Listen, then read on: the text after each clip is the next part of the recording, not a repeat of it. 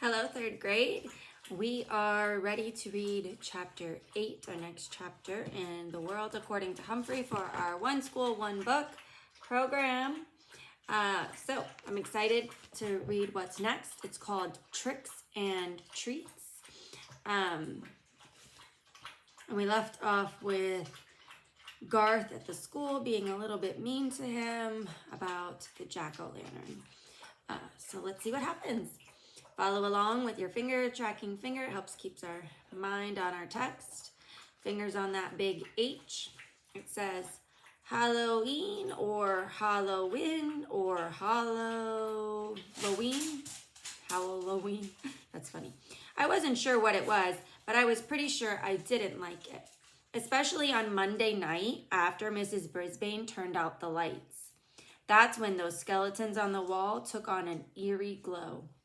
The bats hanging from the ceiling began to whirl and twirl, and the smile on that ghastly orange pumpkin face looked like a wicked smirk.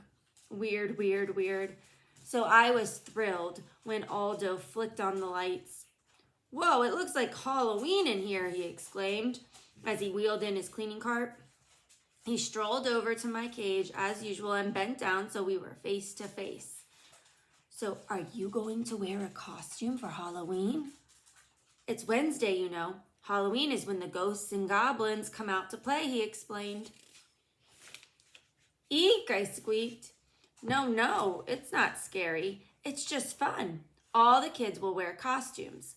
Richie's going to be a werewolf, so what are you going to wear? A fur coat?" He laughed at his own joke, then began his cleaning routine, talking to me as he swept and dusted. I started thinking about this costume thing. Miss Mac had a costume party once while I was staying with her. People dressed up like kings and pirates and ghosts, and Miss Mac dressed up like a clown with a sparkly pink wig and a funny face. Nobody wore a fur coat. I thought about this costume thing all night and the next day. When Garth threw a piece of wadded up paper in my cage, I wondered about the costumes. When AJ tripped on his way to the chalkboard and Gail didn't giggle, I wondered about the costumes.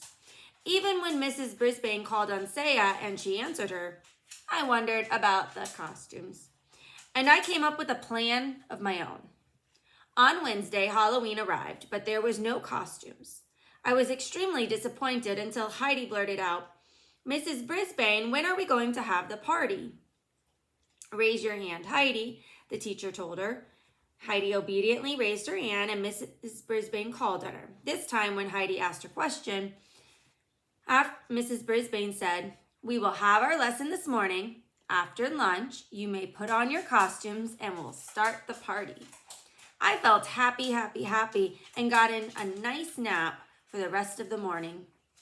But I was wide awake after lunch.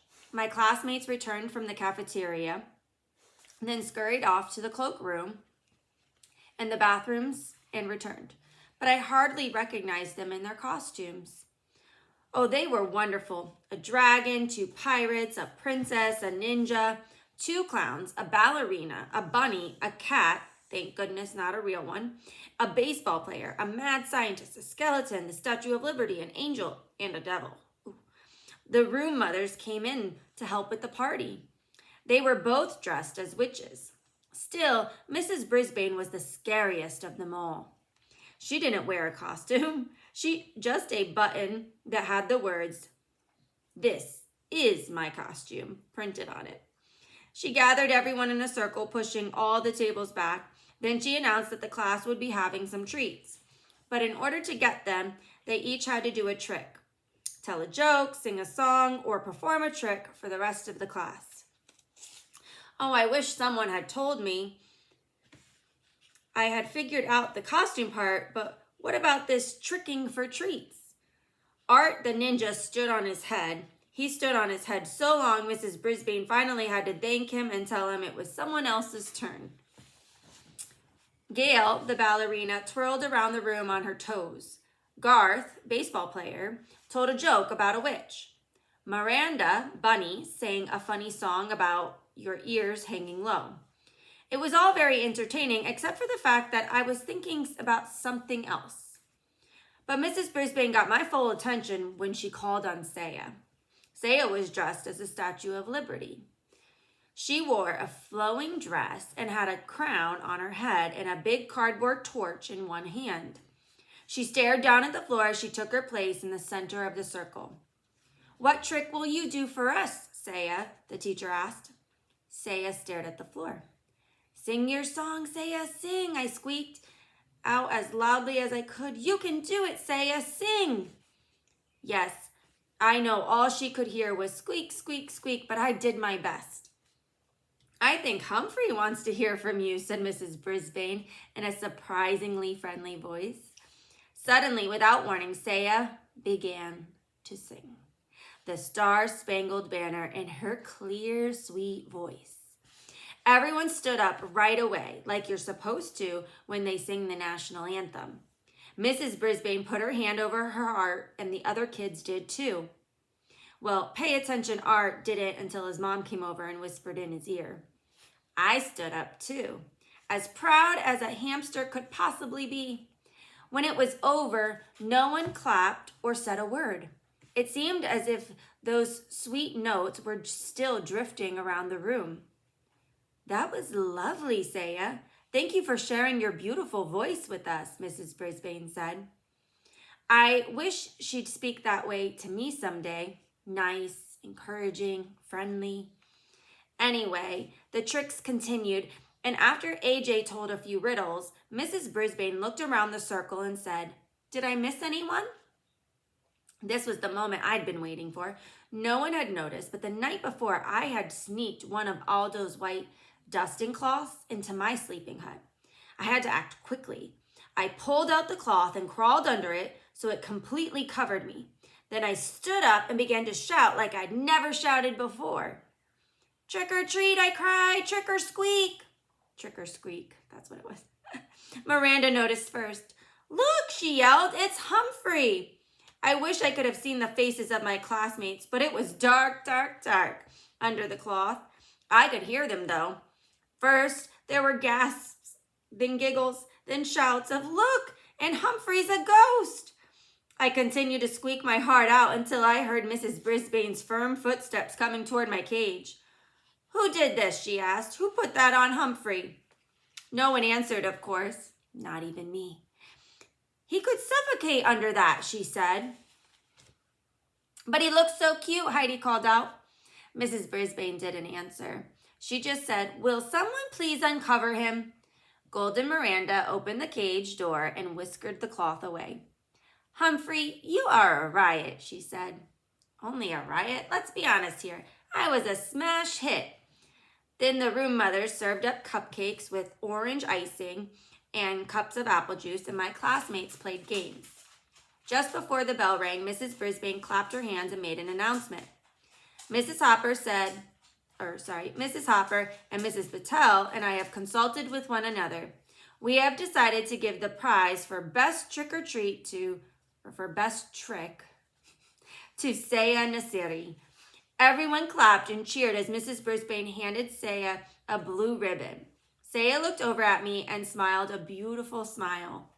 Mrs. Brisbane continued, "And we have decided to award the prize for best costume to Humphrey." She walked over to my cage and taped a big blue ribbon to it while my classmates cheered for me. "Thank you," I squeaked, but I'm not sure anybody could hear me over all the noise. "Thank you all." The bell rang and the room was soon empty except for Mrs. Brisbane, and she gathered up her papers to take home. Mr. Morales came in. He was dressed in a cap and gown like people wear when they are graduating. "Happy Halloween, Sue. Did you have a good party?" he asked. "Very," she answered. "Somehow your friend over there got a hold of a ghost costume and won the prize." "See, I told you he'd add a lot to your classroom," he said with a smile. "He has livened things up," said Mrs. Brisbane. Joy, joy, joy. I believe she was starting to like me. "Just so he doesn't liven things up too much," she added. Poof. My hopes of winning over Mrs. Brisbane's heart crashed to the ground. Mr. Morales said his kids kept asking about me, and then he quickly left. Mrs. Brisbane headed out the door after him. There I was, all alone in room 26 with a bunch of half-torn bats, tattered skeletons hanging around me. As I waited for Aldo to arrive, I sat in the darkening room and pondered my job as a classroom pet. Had I really accomplished anything? Mr. Morales' children seemed to settle down when I was there. Saya's mother began to learn English, and Saya would probably never have sung in front of the class without my encouragement. Still, Mrs. Brisbane was not won over. Neither was Garth Tugwell, although it seemed as if he had liked me well enough in the beginning. Now he always muttered things at me as he passed by my cage. I noticed that he was the only one in class who didn't cheer when I won the award for best costume.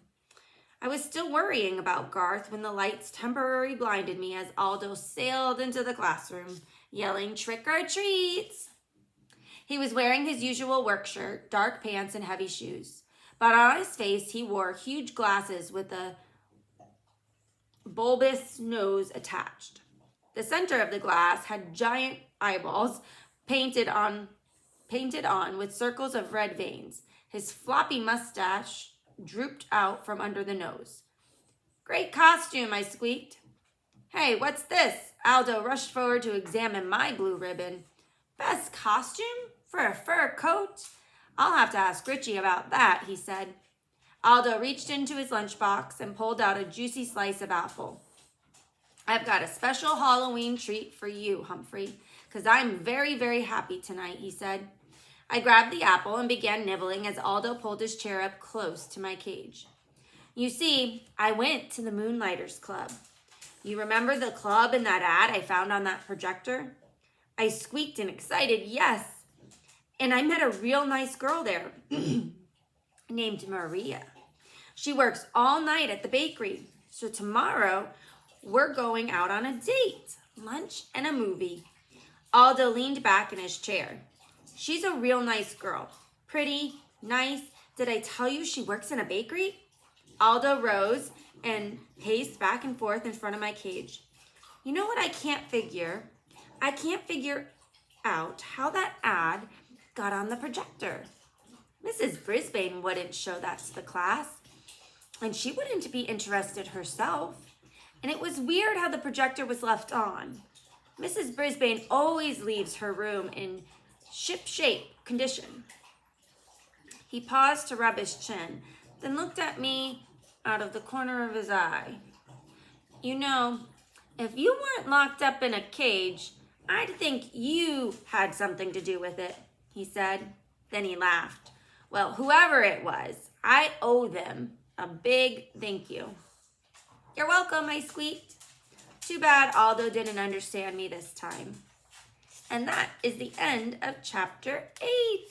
With tip number 8, hamsters are most active during the evening. I think we've caught on to that. Active during the evening, sleep, nap during the day. That was the end of chapter 8. Now we will be reading next, chapter 9, The Art of Self-Defense. That's a little concerning. I don't know why we need to know self-defense for Humphrey here, so hopefully nothing bad is going to happen. All right, so stay tuned for our next chapter, chapter 9. Hope you enjoyed chapter 8.